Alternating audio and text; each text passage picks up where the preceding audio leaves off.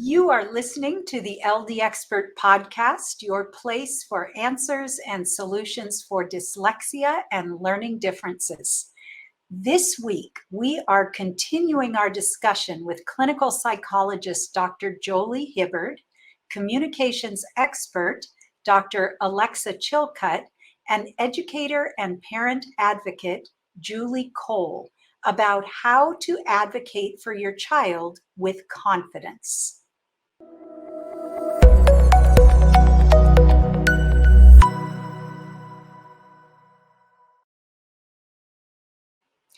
I'm your host, Jill Stowell, founder and executive director of Stowell Learning Centers and author of Take the Stone Out of the Shoe, a must-have guide to understanding, supporting, and correcting dyslexia, learning, and attention challenges. If you missed our conversation last week, be sure to go back and listen. These three women have been where you are as a parent of a neurodiverse learner, trying to manage their emotions and communicate their message effectively in order to get the right help for their children at school. They are passionate about combining their mom perspective as well as their professional expertise to empower other parents on their journey. So let's pick up with a recap. Our guests, Jolee, Alexa, and Jolee, co-authored the Language of Advocacy, Speak for Your Child with Confidence. This is a workbook for parents navigating IEPs and the process of getting help for your child at school.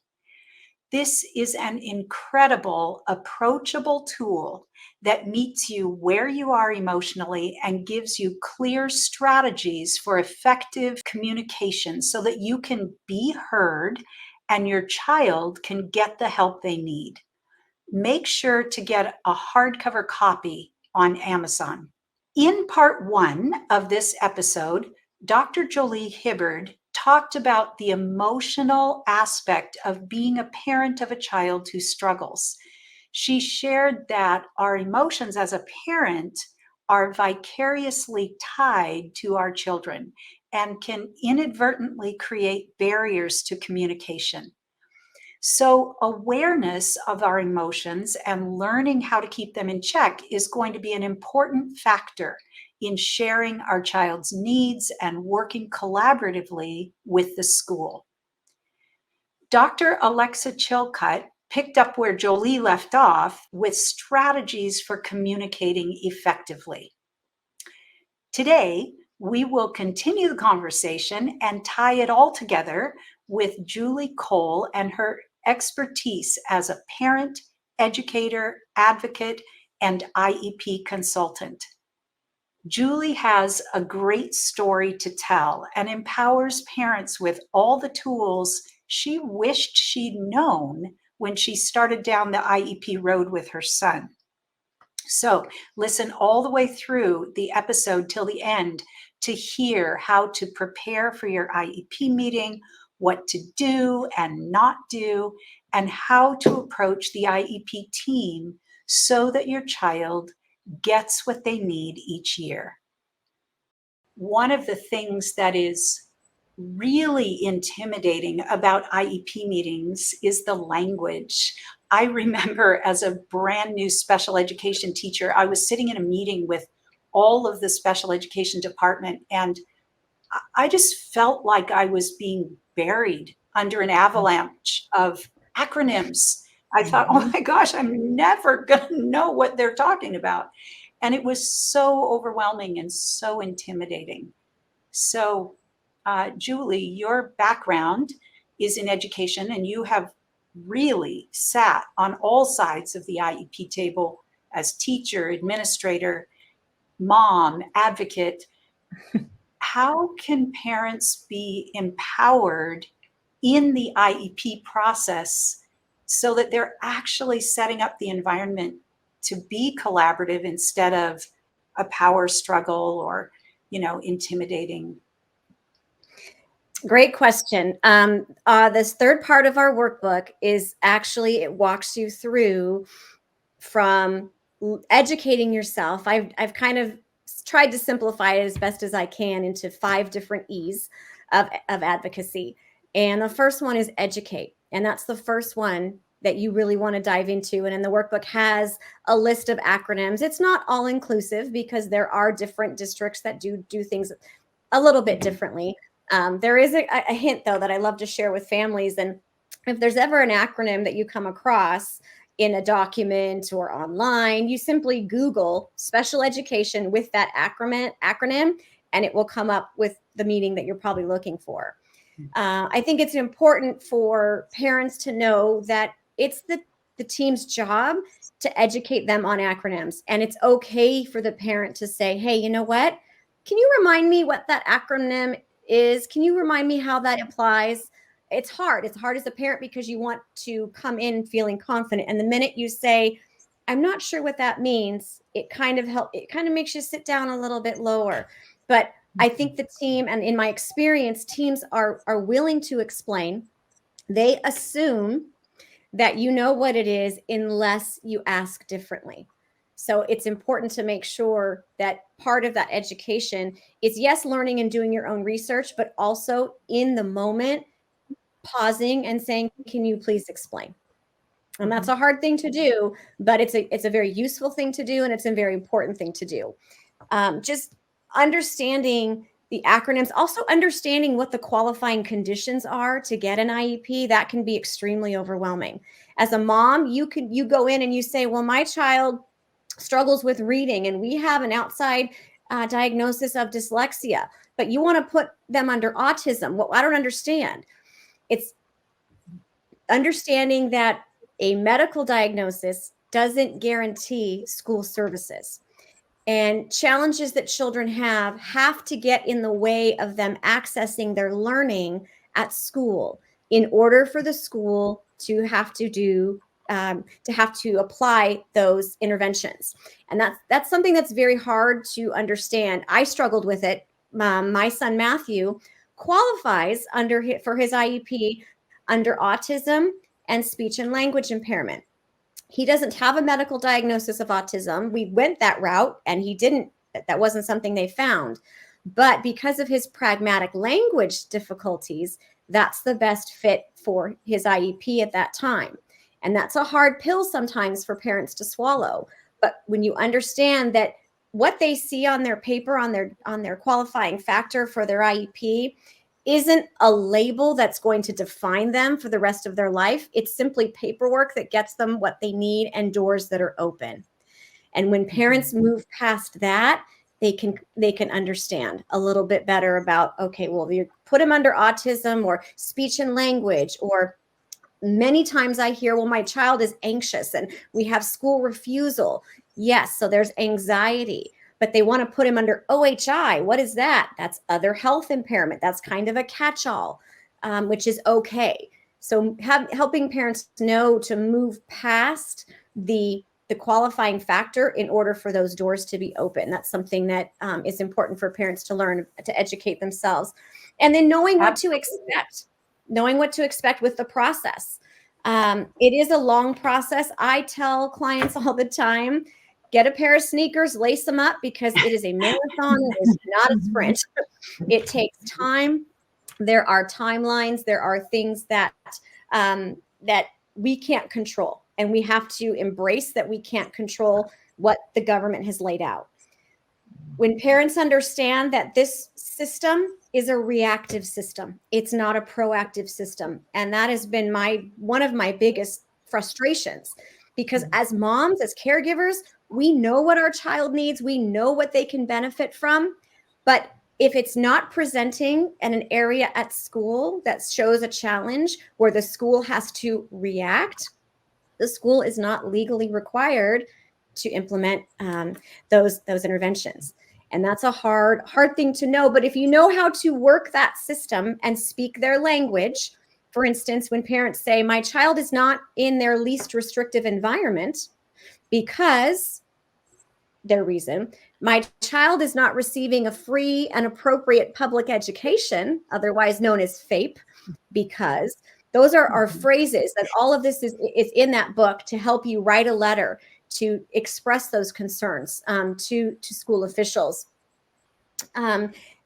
Something else to help parents understand and embrace this process, it's all about data.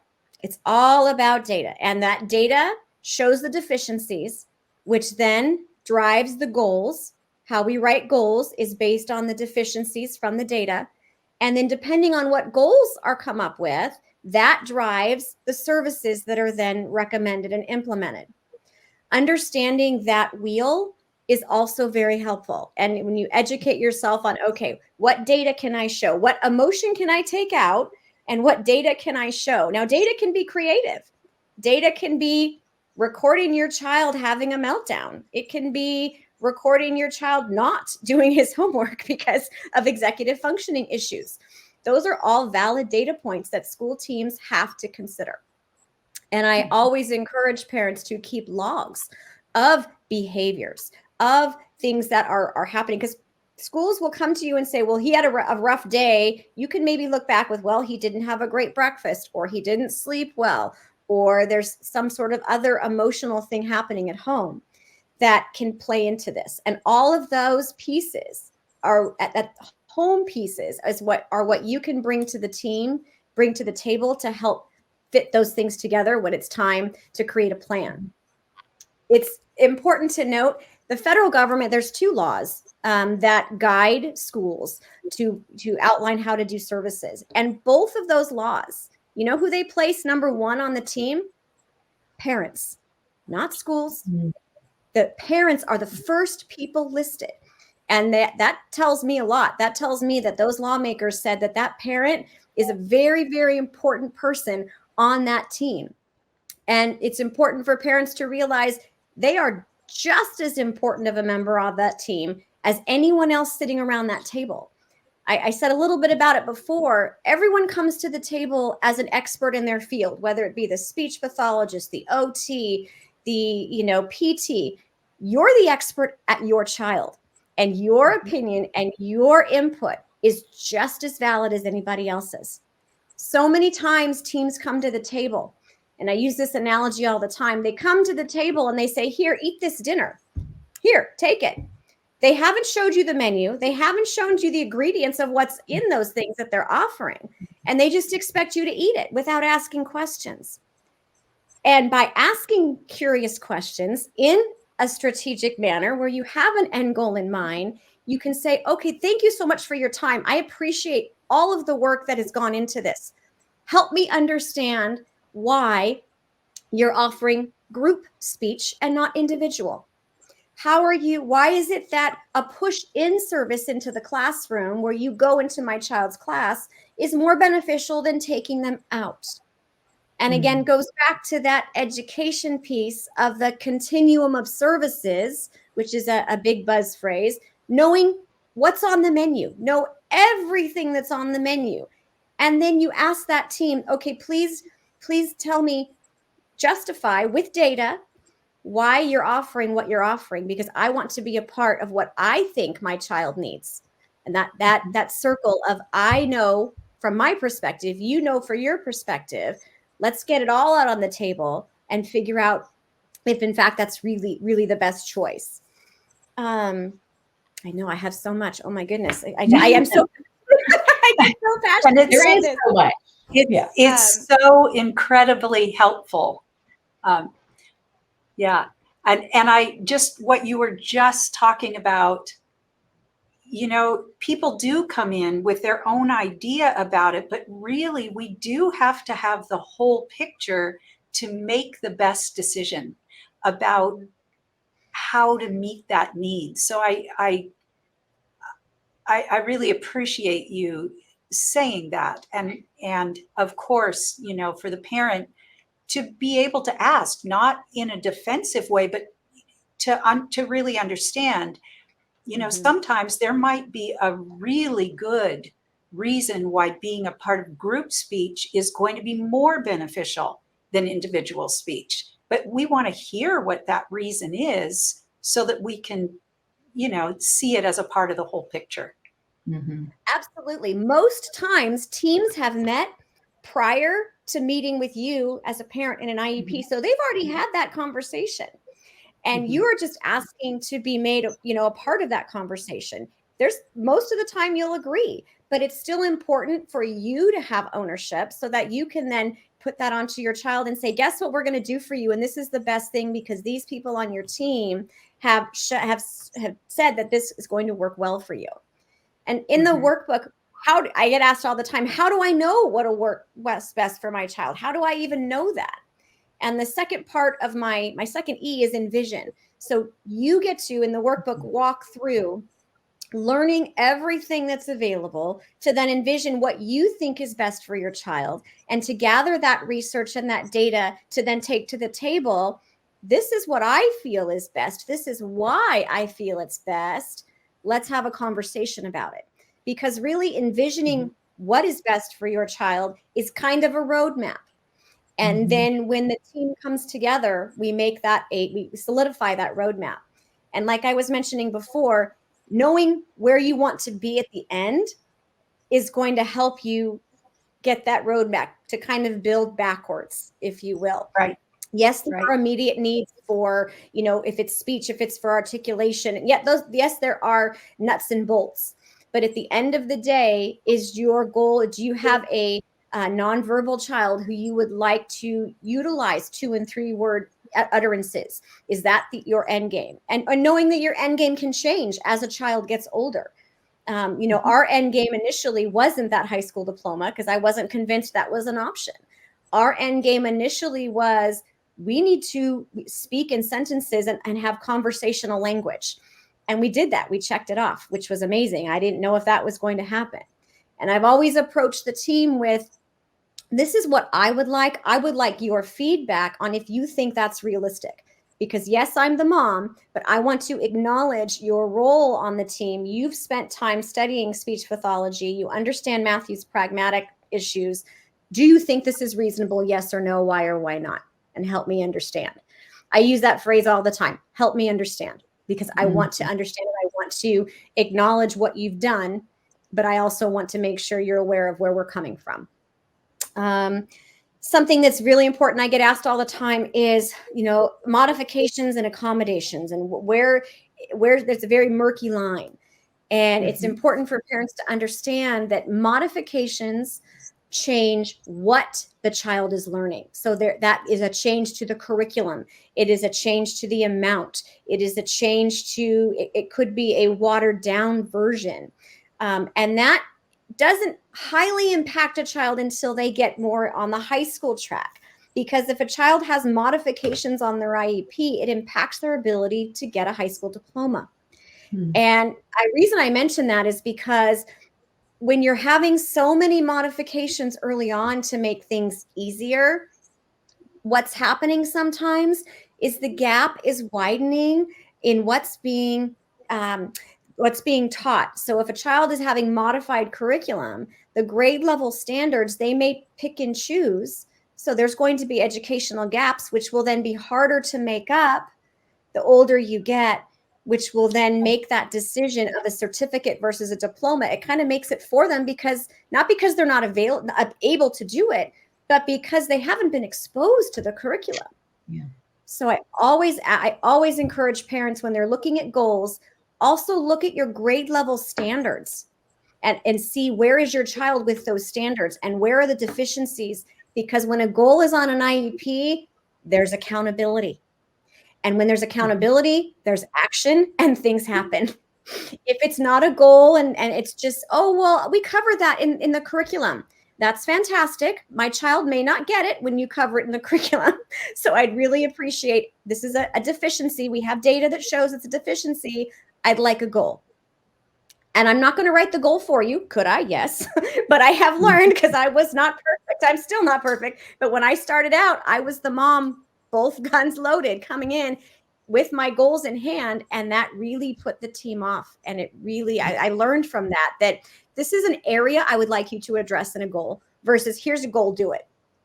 Big difference. Big difference there. Big difference. Big difference.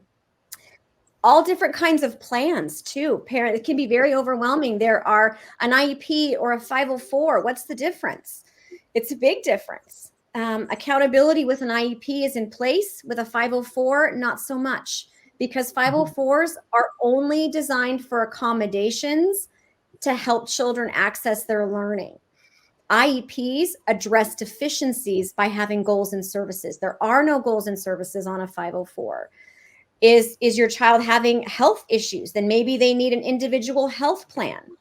That is something I see all the time for whether it be kids that have EpiPens for allergies or gluten issues or inhalers for asthma. Those things can be addressed, and there's a formal plan to do that. So as a parent, you can feel secure about, I know where the medication is, the nurse knows where it is. There's a plan for who's going to administer that, who's going to call me, what the plan is according to my doctor. That's a huge thing if there's health concerns.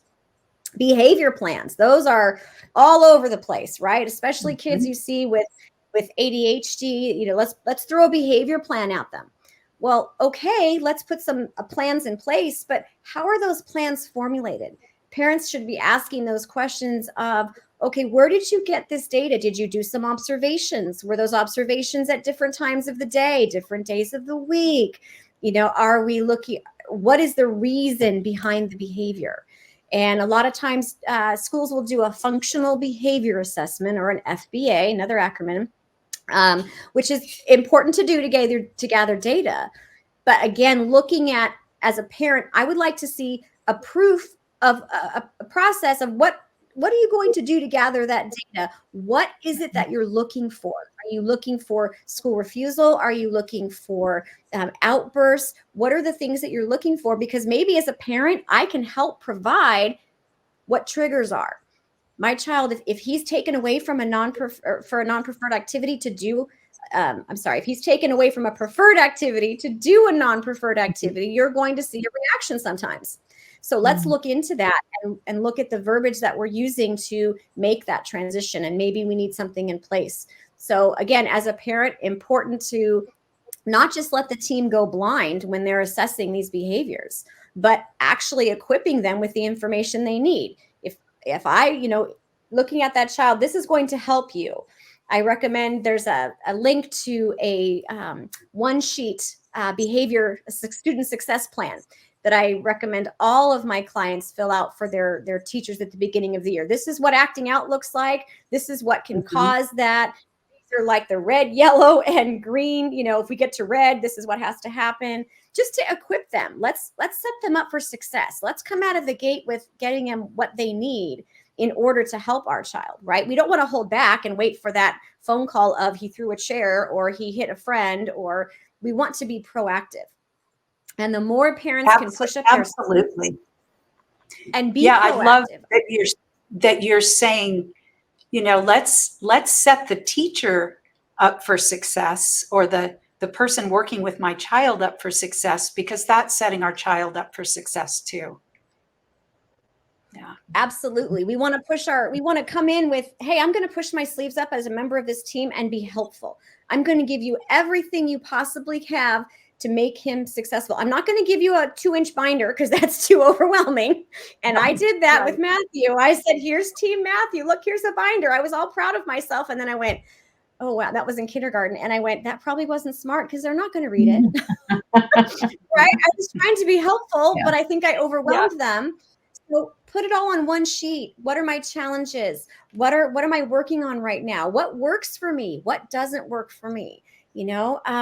Helping them with just that one page and giving the communication, really opening that door. The beginning of the year, we send a welcome to Team Matthew to all of his teachers. Hey, here's Matthew. He's going to tune out because you're giving him too much language at once. He's not being disrespectful. He just doesn't understand what you're saying.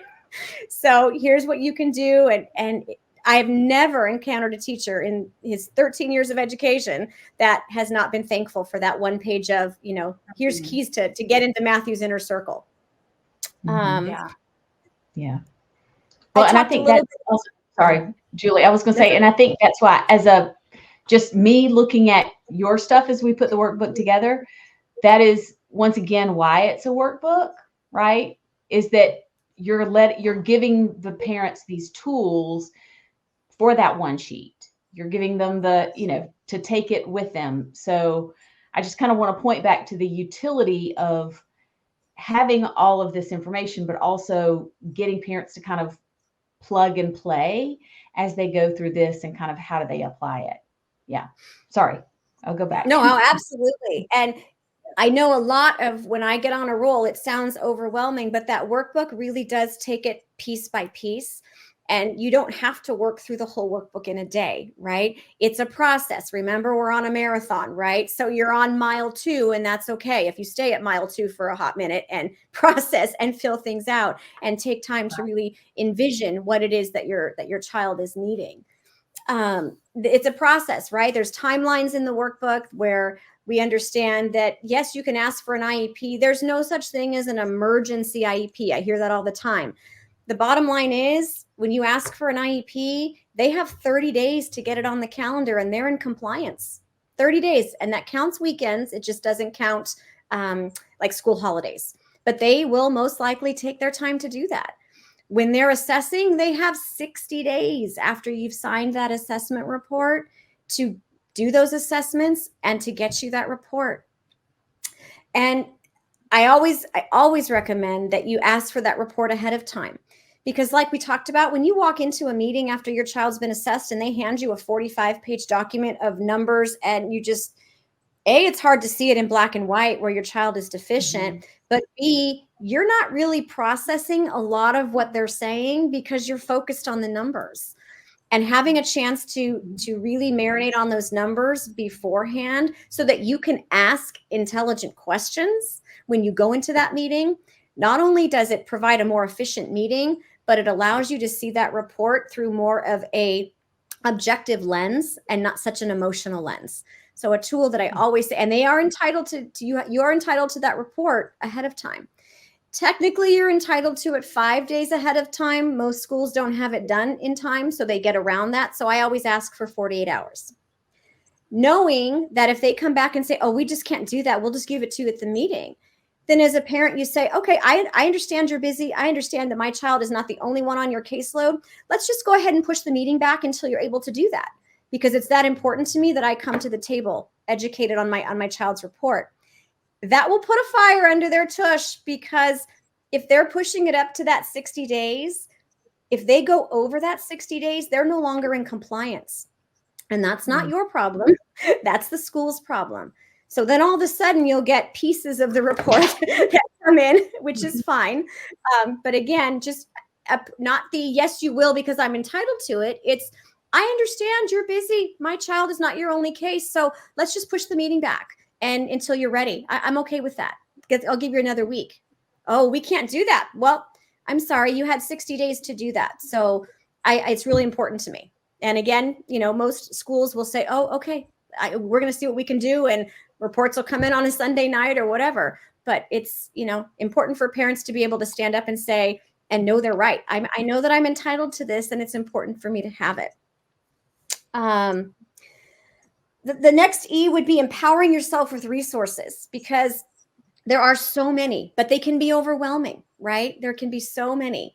I really hope that parents will look at, not only in the book, they see they have their district resources, there's state resources, there's federal resources.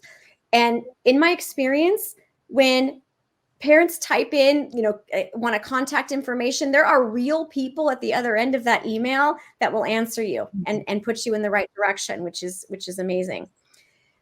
Understanding your rights as a parent. I get asked all the time, well, they want to move my child to a different class and I don't think it's the right spot, but they're asking me to sign. Don't do it. Your right to stay put. Your child has a right to stay put where they are until an agreement can be reached. So never be pressured into signing anything. I tell clients all the time, if you've learned anything from me at all, don't sign compliance and don't sign that consent for anything that day, anything except for that you were there. That's it.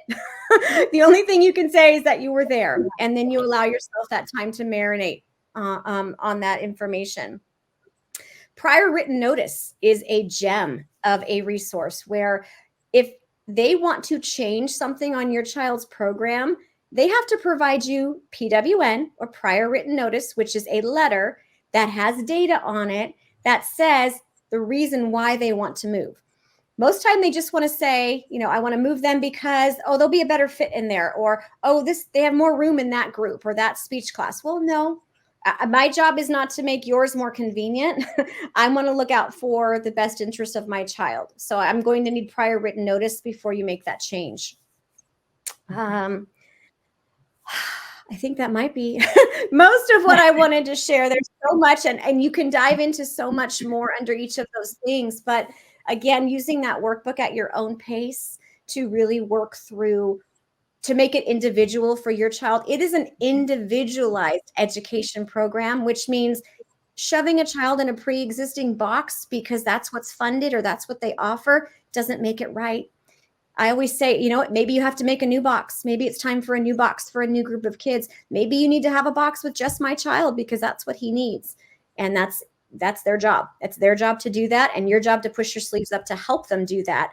Or lots of times teams will be hesitant to make changes or to meet needs because they feel like their hands are tied, whether it be ineffective administration or district policies that are unclear. And you simply say, I hear you. I get it. I can't imagine what it's like to try to do your job and feel like you can't. So I'm going to help, and I'm going to go to the next level, not because you're not doing your job, but because I feel like you need to be empowered to do your job. And as a parent, I want to help you do that. I love that. I mean, you are so clear and direct about everything that you're suggesting, and doing it within the framework of, I'm going to help you do this. We're going to do this together. And I just really, really appreciate that. There is so much here around IEPs, and I'm sure, that some of you listening might be saying, oh my gosh, how am I going to remember all this? But truly, when I first picked up this book, this workbook, The Language of Advocacy, and I read through it, and I just thought, oh my gosh, I just think I need to get this for every single parent that comes into our learning center. It is really easy to digest, and all the key things that you really need. So I'm so grateful that this is out there now, and of course, this podcast is recorded. You can go back and listen and take notes because there's just so much there. I want to give you some takeaways for today. Advocating for your child is hard. With some tools, it can be done effectively and with less stress. And here are some of those tools. First, recognize the factors that affect you as a parent of a neurodivergent child. Second, understand what barriers you are facing in your communication with the IEP team. Third, learn communication skills so that you can get your message across without burning bridges, and truly for the best outcome for your child. And fourth, learn the IEP language and learn about the IEP process. Now, I'm going to confess, I pretty much took that directly from the Language of Advocacy because I just couldn't improve on what Jolee, Alexa, and Julie said. So I really do want to encourage you to go to Amazon, get a copy of the Language of Advocacy for yourself. As they've said, you're probably going to want to get a hard copy versus a Kindle version because you're going to want to write in it as you read and reflect on your child's needs and the caregiver's role. Jolee, Alexa, and Julie, it has been such a pleasure talking to you. I think this is just the tip of the iceberg on these topics, but as I said earlier, this is going to be an episode that I think parents are going to want to listen to over and over and share with others.